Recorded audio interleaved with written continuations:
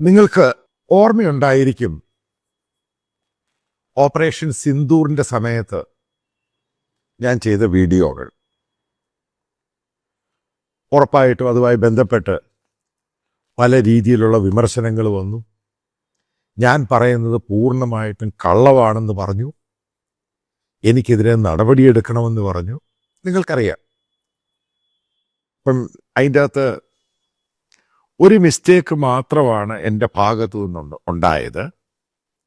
ഞാനിത് ഗവൺമെൻറ്റിൻ്റെ, അതായത് ചില ഗൈഡ് ലൈൻസുമായി ബന്ധപ്പെട്ട് ഞാനുമായിട്ടുണ്ടായ ഒരു കമ്മ്യൂണിക്കേഷൻ ഗ്യാപ്പ്, അതിനകത്ത് പ്രസ് ഇൻഫർമേഷൻ ബ്യൂറോ ഒരു അഡ്വൈസറി മെമ്മോ തരുന്ന കാര്യത്തിൽ അവരുടെ പ്രശ്നമുണ്ടായി. അതെനിക്ക് അതിൻ്റെ ടൈമിങ് അറിയാൻ സാധിച്ചില്ല. അതിനെ തുടർന്നുണ്ടായ പ്രശ്നം, അതെൻ്റെ ചാനൽ ബ്ലോക്ക് ചെയ്ത് 2-3 ദിവസം വീണ്ടും അത് തിരിച്ചു വന്നു. എനിക്കെതിരെ ഒരു കേസ് ഒരു പുല്ലും എടുത്തിട്ടില്ല. പലവന്മാരും പല രീതിയിൽ പറഞ്ഞു. ഇപ്പോൾ പറയാൻ ഉദ്ദേശിക്കുന്നത്, അടുത്ത സമയത്ത് നിങ്ങൾക്കറിയാം, ജനറൽ അനിൽ ചൗഹാൻ, അദ്ദേഹത്തിൻ്റെ സ്റ്റേറ്റ്മെൻ്റ് അറിയാം. സിംഗപ്പൂരിൽ ബ്ലൂംബർഗിന് കൊടുത്ത സ്റ്റേറ്റ്മെൻ്റ് അറിയാം. അതേപോലെ ഈ കഴിഞ്ഞ ദിവസം ഇന്ത്യയിലെ പത്രങ്ങളിലും വലിയ വാർത്തയായി വന്നു. ഇന്ത്യൻ എംബസിയിൽ ഇന്ത്യയുടെ നേവി ഓഫീസർ ക്യാപ്റ്റൻ ശിവകുമാർ, ഈ ക്യാപ്റ്റൻ എന്ന് പറയുന്നയാൾ നേവിയിൽ വരുമ്പോൾ ഫുൾ കേണൽ എന്ന് പറയുന്ന ആർമിയുടെ അതുമായിട്ടാണ് അത് താരതമ്യം ചെയ്യുന്നത്. അത് ഒരേപോലെ റാങ്കാണ്. അദ്ദേഹം ഡിഫൻസിൻ്റെ അറ്റാച്ചയാണ്.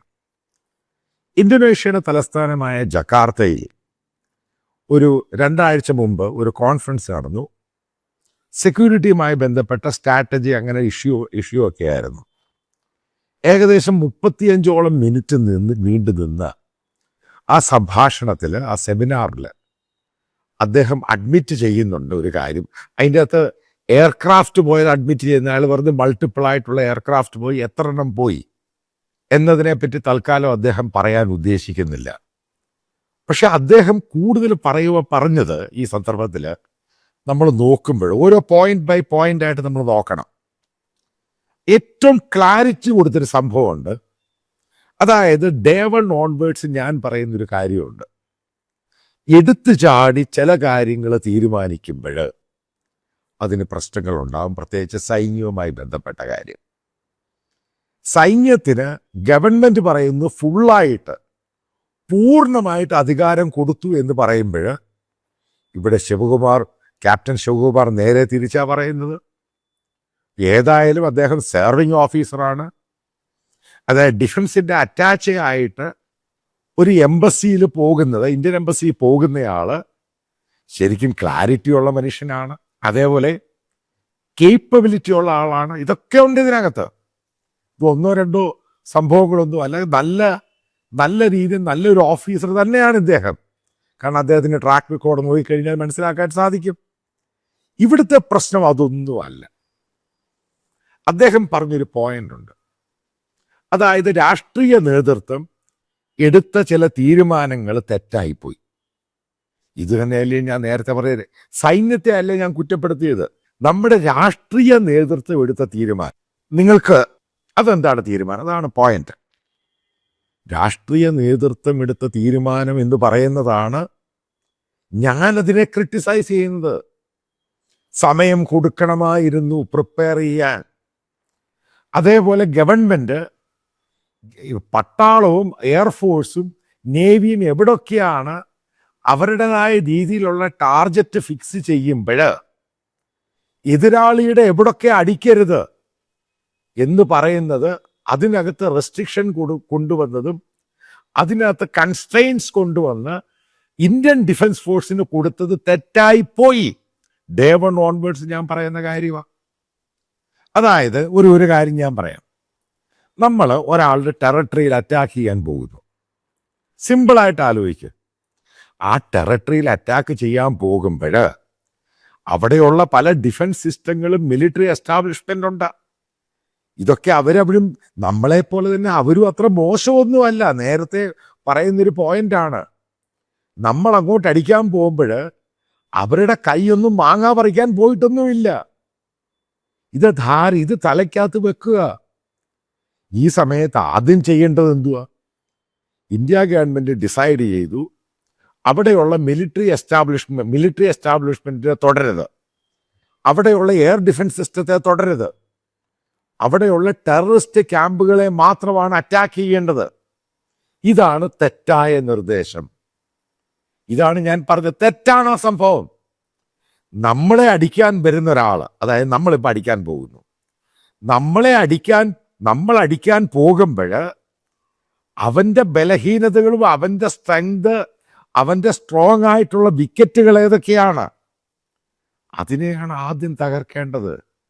അതിനുശേഷമാണ് ഈ ടെററിസ്റ്റുകളുടെ ഈ സംഭവത്തെ കയറി അടിക്കേണ്ടത്. ഇതല്ലേ ഞാൻ പറഞ്ഞുള്ളൂ. അത് തന്നെയല്ലയോ ക്യാപ്റ്റൻ ശിവകുമാർ പറഞ്ഞിരിക്കുന്നത്? കൃത്യമായിട്ടല്ലേ പറഞ്ഞിരിക്കുന്നത്? ഇതാണ് ഞാൻ പറഞ്ഞത്, തെറ്റായി പോയി. ഒരിക്കലും പാകിസ്ഥാനിലോട്ട് അടിക്കാൻ പോകുമ്പോഴും ഒരു രാജ്യത്ത് അടിക്കാൻ പോകുമ്പോഴും പട്ടാളത്തിന് നിയന്ത്രണങ്ങൾ കൊണ്ടുവരരുത്. പട്ടാളം ഒരു നിയന്ത്രണത്തിലല്ല, ഒരു ഫോഴ്സ് ആയിട്ട് കോൺഫ്ലിക്റ്റ് അറ്റാക്ക് ചെയ്യാനും വാറിൽ പോകുന്നത്. ഒറ്റ കാര്യത്തിലെ നിയന്ത്രണം ഉണ്ടാവും, സിവിലിയൻസ് ഏരിയയിൽ അറ്റാക്ക് ചെയ്യരുത്, പട്ടാളത്തിൻ്റെ ഏരിയയിലും അറ്റാക്ക് ചെയ്യരുത്.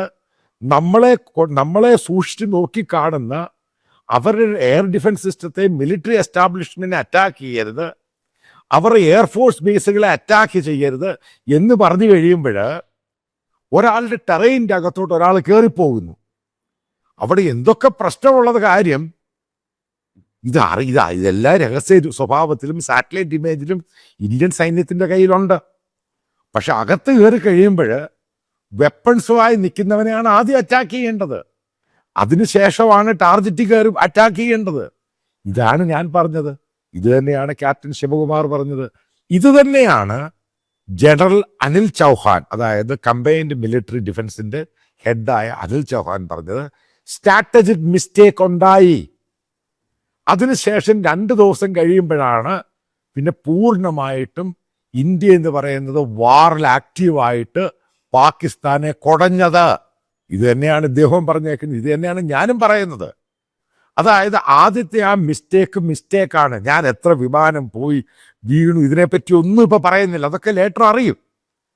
പക്ഷെ ഞാൻ പറയുന്നു, ഞാൻ ഈ പറഞ്ഞതൊക്കെ സത്യസന്ധമായ കാര്യങ്ങളാണ്. ഞാൻ ഇന്ത്യക്കെതിരെയോ പാകിസ്ഥാൻ അനുകൂലമായിട്ടോ ചൈനയ്ക്ക് വേണ്ടിയോ ഒന്നുമല്ല പറഞ്ഞത്.